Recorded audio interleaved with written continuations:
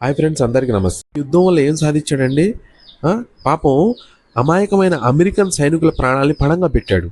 ఆ, ప్రపంచ energy supply చైన్ని ఆటంకం కలిగించాడు. ఇలా చేయడం వల్ల ప్రపంచంలో ఎన్నో దేశాలపైన ఆర్థికంగా భారం పడి ఆ, చాలా ఇబ్బందులు పడుతున్నారండి.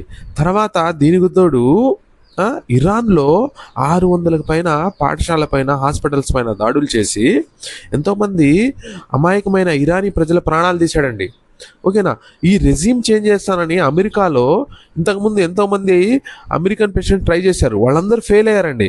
ఫర్ ఎగ్జాంపుల్, ఆఫ్ఘనిస్తాన్లో తాలిబన్ల పైన వార్ చేసి, ఓకేనా, అదే తాలిబన్లకి మళ్ళీ ఆఫ్ఘనిస్తాన్ అప్పగించొచ్చారు.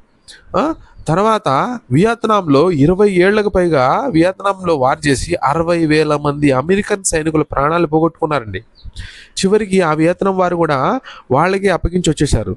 ఇరాక్లో కూడా దగ్గర దగ్గర 4,500 మంది అమెరికన్ సైనికుల ప్రాణాలు పోగొట్టుకొని $3 ట్రిలియన్ డబ్బు సర్వనాశనం చేశారండి.